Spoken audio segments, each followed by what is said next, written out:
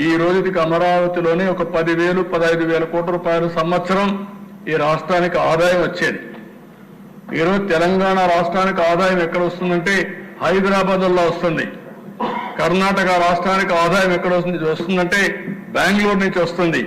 తమిళనాడుకు ఆదాయం ఎక్కడి నుంచి వస్తుందంటే తెలంగాణ చెన్నై నుంచి వస్తుంది.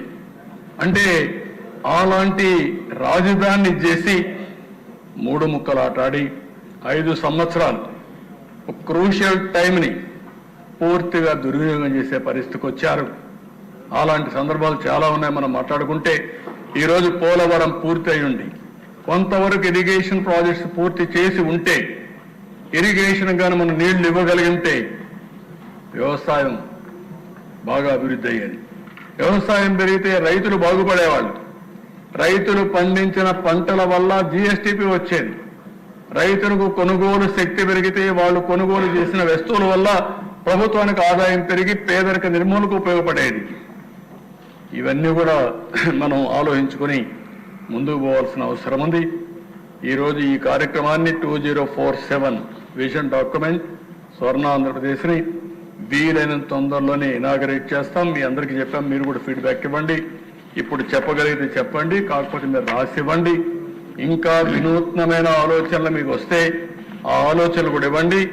అన్ని ఆలోచనలు ఎగ్జామిన్ చేస్తాం, ఫైనల్గా అడాప్ట్ చేస్తాం.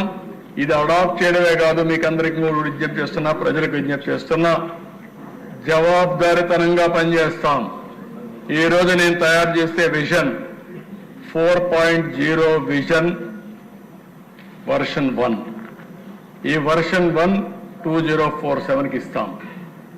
ఎవ్రీ ఇయర్ మళ్ళా మారిన పరిస్థితులకు అనుగుణంగా వర్షన్లు మారుతూ ఉంటాయి. 5 ఏళ్లలో 4.0 వస్తుంది, 4.1 వస్తుంది, 4.2 వస్తుంది, 4.3 వస్తుంది. 5 ఏళ్లకు 5 వస్తాయి. 5 చేసిన తర్వాత ఎవ్రీ ఇయర్ ప్రజలకు మళ్ళా చెప్తాం, మీరు ఇది చెప్పాం, ఇది మేము చేశాం. ఎక్కడన్నా చేయలేకపోతే ఎందుకు చేయలేం కూడా ఎక్స్ప్లెనేషన్ ఇస్తాం. మళ్ళీ అడుగుతాం మ్యాండేట్.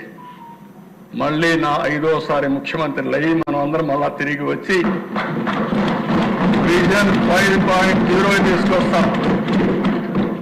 2047 వరకు ఇప్పుడు మీరు చూస్తే గుజరాత్లో మీరు చూశారు, 30 ఏళ్లుగా ఒకే పార్టీ ఉంది, బీజేపీనే ఉంది అక్కడ. లేకపోతే చాలా రాష్ట్రాల్లో మొన్నే హర్యానాలో 3 సార్లు వాళ్ళే గెలిచే పరిస్థితికి వచ్చారు. మనము ప్రజల కోసం పనిచేసి ప్రజలను కన్విన్స్ చేసి మన ప్రవర్తన వల్ల మన పనుల వల్ల ప్రజలకు కానీ చైతన్యవంతులు చేయగలిగితే, ప్రజల్ని మోటివేట్ చేయగలిగితే, ప్రాపర్గా చెప్పగలిగితే ఎప్పుడు ఉంటారు. ఇప్పుడు నేను 9వసారి ఎమ్మెల్యే, 10వసారి కూడా అవుతాం. అంటే నేను ఎందుకు మాట చెప్తున్నానంటే అక్కడ వరుసగా ఓటేస్తున్నారు. ఇప్పుడు మొన్నటి వరకు 8 సార్లు వేశారు, 9వసారి ఓటేస్తారు. ఓటేసిన ప్రజలకు మనం ఏం చేస్తున్నాం అనేది ఇంపార్టెంట్, మన ప్రవర్తన ఇంపార్టెంట్. వాళ్ళు మనల్ని ఆమోదించాలి, వాళ్ళ కోసం మనం పనిచేసిన నమ్మకాన్ని కలిగించాలి. వాళ్ళ జీవితాల్లో మార్పు తీసుకురాగలిగితే ప్రజలు మనతోనే ఉంటారు. అది చేయాలని మిమ్మల్ని కోరుకుంటూ ఆ దిశగా మీరందరూ ఆలోచించి ముందుకు వస్తారని చెప్పి మరొక్కసారి విజ్ఞప్తి చేస్తూ అందరికీ నమస్కారాలు. రాష్ట్ర ప్రజలందరికీ కోరుకున్న దిశ మీ ద్వారా ఈరోజు మేము ఇచ్చిన డాక్యుమెంట్ ఒక చరిత్ర. ఇక్కడ ఎమ్మెల్యేస్ మీ నియోజకవర్గంలో మీరేం చేస్తారో ఆలోచించండి. ప్రజలు కూడా 2047కి మీరు ఎక్కడుంటారో మీరు కూడా ఆలోచించండి. అన్ని విధాల మీకు చేయూతనివ్వడం, అందుబాటులో ఉండడం, అన్ని విధాల అభివృద్ధి చేయడం మా బాధ్యత. చేసినప్పుడు మీరు కూడా భాగస్వాములయ్యి మీరు కూడా చర్చించుకుని మీరు కూడా తదనుగుణంగా ప్రణాళికలు తయారు చేసుకుంటే మీరు కూడా పైకి వచ్చే అవకాశం ఉంటుంది. అది కూడా మీరు ఆలోచించండి. ఇంకా మనం డిస్కస్ చేద్దాం. ఈరోజు టైం తక్కువ ఉంది కాబట్టి నేను ఎక్కువ పోవడం లేదు. ఇంకా ప్రజలు కూడా చర్చిస్తాం. చర్చించి దీనికి ఒక దీర్ఘకాలంలో వాళ్ళందరి భవిష్యత్తుకి ఏం చేయాలో చేస్తామని చెప్పి కూడా తెలియజేసుకుంటూ ప్రజలందరూ కూడా ఒక విజన్ తయారు చేసుకోండి. మీ కుటుంబానికి 2047కు మా కుటుంబం ఇక్కడ ఉండాలి అని మీరు ఒక ఆలోచన చేయండి. ఆ ఆలోచన చేయగలిగితే అది వినూత్నమైన మార్పులు తీసుకొస్తుంది. మీ కుటుంబం ఒక ముఖ చిత్రమే మార్చే పరిస్థితి వస్తుంది. ఇది కూడా ఆలోచించాల్సిందిగా కోరుకుంటూ ఇది ఒక చరిత్ర దిశ, దానికోసం ఇది ఇచ్చాం. దీన్ని పూర్తిగా మీరు సహకరించిన దానికి మీకు ఎమ్మెల్యేలందరూ విన్నారు. ఇంకేదైనా డౌట్స్ ఉంటే చెప్పండి, ఒక 5-10 నిమిషాలు. మీరందరూ కూడా తొందరలో ఉంటారు. ఈరోజు ఇంటికి పోవాలని, ఇంటికి పోవడం ఎప్పుడు పోతాం కానీ భోజనం కూడా చేయలేదు. మధ్యాహ్నం నుంచి మీరంతా కూడా 3 అయింది, భోజనం కూడా లేకుండా అందరం కూడా ఇది చేశాం. మనస్ఫూర్తిగా అవకాశాన్ని ఇచ్చిన మీ అందరికీ నమస్కారాలు, ధన్యవాదాలు. అందరికీ నమస్కారం అండి.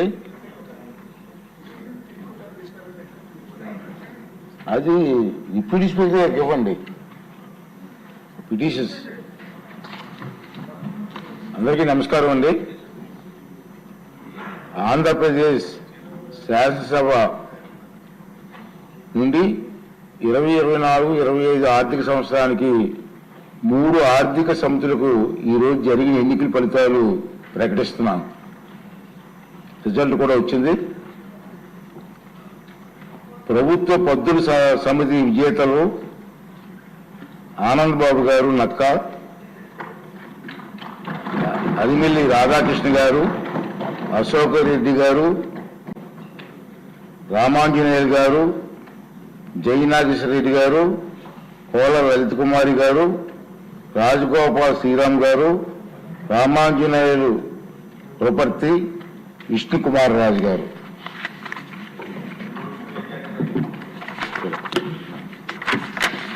అదేవిధంగా అంచనాల సమితి విజేతలు అఖిల ప్రియ గారు, బండారు సత్యానంద్ గారు, జయకృష్ణ నిమ్మక, యోగేశ్వరరావు గారు, పందుల నారాయణ రెడ్డి గారు, మద్దిపాటి వెంకటరాజు గారు, సారథి వాల్మీకి, సునీల్ కుమార్ గారు, ఏలూరు సాంబశివరావు గారు.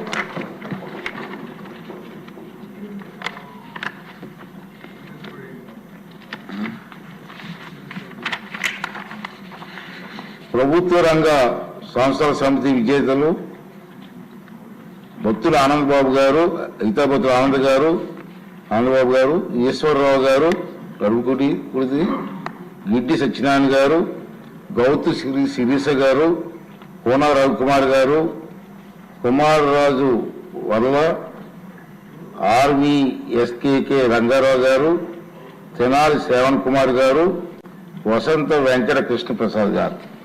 ఈ ఫలితాలు వచ్చాయి. ఈ సభ ప్రకటించడం జరిగింది. అదేవిధంగా